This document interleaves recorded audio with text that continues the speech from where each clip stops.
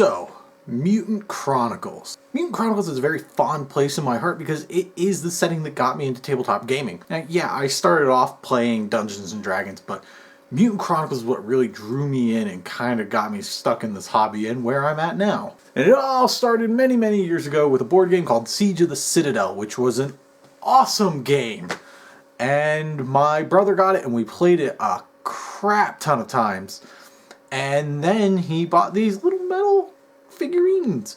And he told me they were Imperial trenchers and they were in the same universe as Siege of the Citadel. It was so cool, and that introduced me to Warzone. And I'm crazy about this setting. It's one of, if not my favorite tabletop setting.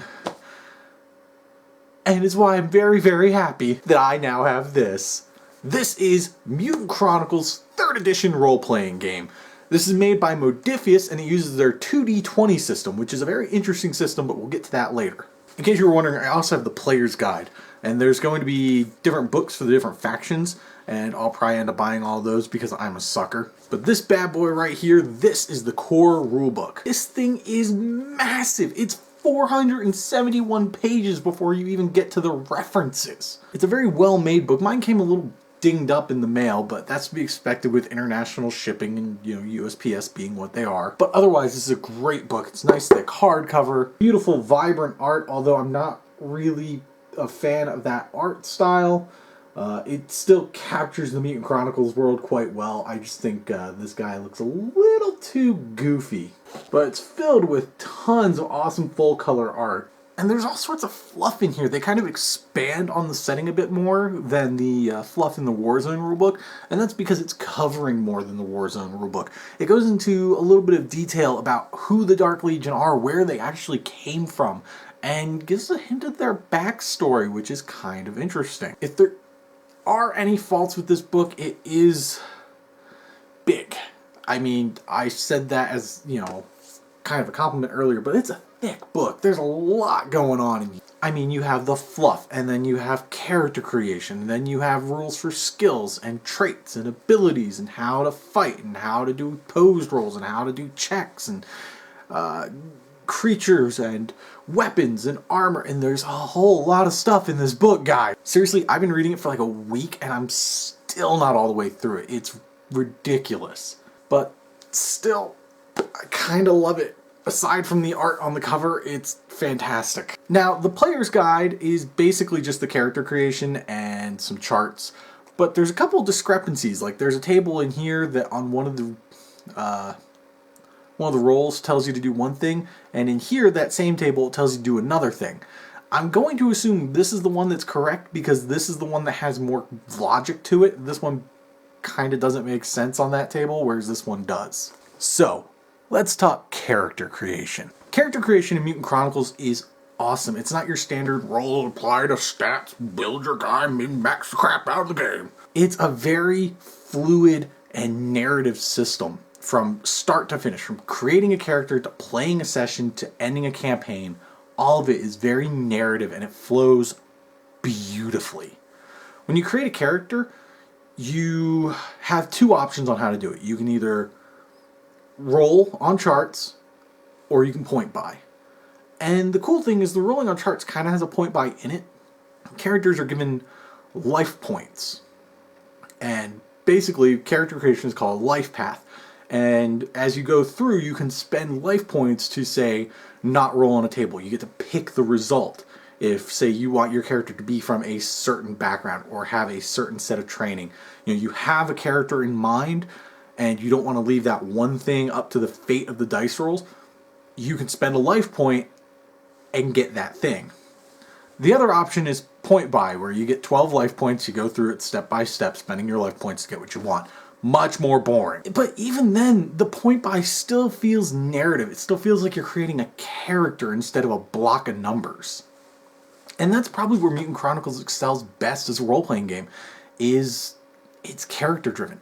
You feel like you're actually making a person instead of some stats, because there's event tables and you roll on them and it tells you, oh yeah, this thing happened when you were a kid and has had this effect on your life, and it gives you ideas for traits that you can take based on those events. You don't have to take them. They're just helpful suggestion. There's another table which I love, which is like an adult event chart. And basically you roll on it and it might be like, oh, you have a rival within your corporation, or you have a rival within this corporation, or you have ties to the underground. But my favorite result is that you have a scorned ex-lover who is filthy rich and will stop at nothing to make your life a living hell. Beautiful. Character creation does take some time, but I like that. I mean, character creation should take time because you should be creating a character with a backstory and a personality. And there's a lot going on. There's 8 sections of character creation, each with multiple roles and each with multiple choices you can make. So it's very in-depth. So if you're going to create characters, either do it as a group in a session, make your first session just creating your characters, introducing themselves to the world, or do it individually. I prefer to do it with a group. I think it's more fun that way. So what do I mean when I say this is a 2d20 game? Well, it means exactly what it sounds like. You roll 2 20-sided dice.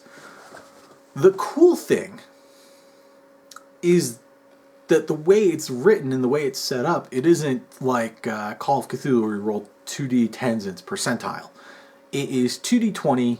You're trying to roll under a target number. Usually that target number is set either by your skill plus a trait, whatever, or just by a trait, or if you're just doing a skill check, what have you, and there's a difficulty, and you have to roll X amount of successes. So something that's difficulty 2, you need 2 successes to actually do it. So this game allows you to roll both of those successes, or use traits or special abilities to add successes. The coolest thing though is since you're rolling 2 dice, the results on both of them count. So if you roll 2 dice and you have a target number of 11, and you roll a 9 and a 20, you have both succeeded and something has gone awry. And this is where one of the most interesting concepts of this game comes in, and that is the use of Chronicle and Dark Symmetry points. So Chronicle points are used by the players, and they can use them to do superhuman feats, basically, or add something to the narrative. It basically lets them do stuff like add an automatic success, or add an extra die to their roll. Stuff like that. There's a ton of stuff you can do with it, and it's really cool because instead of just being, oh, I have to do this thing, well, I'm not going to succeed, there I go. You can now go, I have to do this thing. Well, I guess I can spend a Chronicle point. I hope these are a limited resource. They'll come back eventually, but do I want to use it now? And I love that. That's resource management in a role-playing game. You don't see that in games like Dungeons and Dragons. The other points are Dark Symmetry points, and these are used by the Game Master. And these can basically be used to cause bad things to happen, or they can give the NPCs rerolls, stuff like that.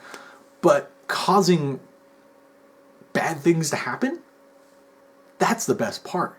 So if you roll a failure, the GM can choose to either add 2 points to the Dark Symmetry, or they can use some of those Dark Symmetry points to add consequences. And this can be something like your gun jams, or your guy trips, or your son, you didn't keep track of your ammo and now you're out and you have to reload. It could go from basic things like that to horrible, god-awful things happening to the characters. So it has resource management on both sides of the parties, and it's beautiful. It's so well done. I'm kind of dumbfounded at how nicely it worked out, because reading the initial beta rules, they were kind of but man, this full rule set is just great, and I really want to play it now. So yeah, the 2d20 system lets you fail and succeed at the same time, and it adds a real sense of narrative and this kind of overwhelming sense of dread that, I could succeed, but I could also, I could cock this up. And the core mechanics, despite the thickness of the rulebook, honestly, are very solid. They feel solid, they feel tight, they play well, and they're not really that difficult. It's a pretty basic, attribute plus trait plus skill, target number, roll under, go.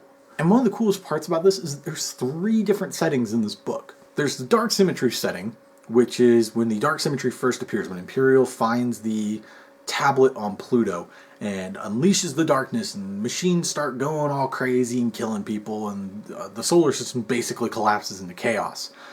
This is also where the first corporate war takes place. The second is the Dark Legion era, and this is where Warzone takes place. It's the second corporate war, Dark Legion's back, oh my god. And then the third one is Dark Eden, which is something we thought we'd never hear again, and doesn't really get fleshed out in the book at all. It's something that's going to be in an expansion, and I'm actually kind of interested to see where they go with it. Guys, this is a solid, very cool game. I love narrative RPGs, and the action still feels narrative. I mean, it still feels like there's importance. It's not grid-based, so you don't need to buy the miniatures, although the miniatures are beautiful. And it's just such a good game.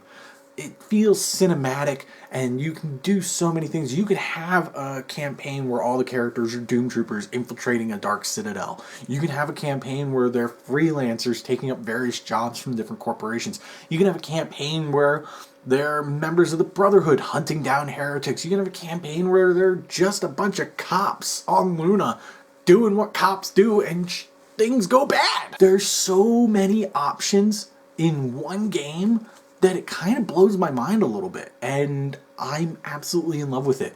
Not even taking into account that I am a huge Mutant Chronicles fanboy, this is just a good game with a lot of options and a solid set of rules. So guys, thanks so much for watching. I hope I didn't fanboy too hard in this video. Be sure to keep it here to Geek of Spades for more reviews, unboxings, editorials, battle reports, and whatever else we feel like throwing up on the channel, because we don't have to play by your rules, man. Don't forget, you can also follow us on Facebook and Twitter by checking out the links below. And I really hope you guys have enjoyed. And if you want to see us play an RPG, and by see, I mean listen to us play an RPG, because there's not much visual to most of them, let us know. I'm itching to play Mutant Chronicles. I love to play Star Wars, one of the Fantasy Flight systems. Most likely Edge of the Empire, because it's the one that appeals to me the most. You know, eventually I'll get Call of Cthulhu. We could do Mouse Guard. I mean, there's so many RPGs that we can do purely vocal. So if you guys are interested in any of those, leave a message below and we'll take those into consideration and try and work it out. Obviously, 4 people, work schedules, you know, long distances between all of us makes it a little tricky sometimes, but we'll see what we can do. Once again, you guys, thanks for watching. I hope you've enjoyed, and I'll catch you next time.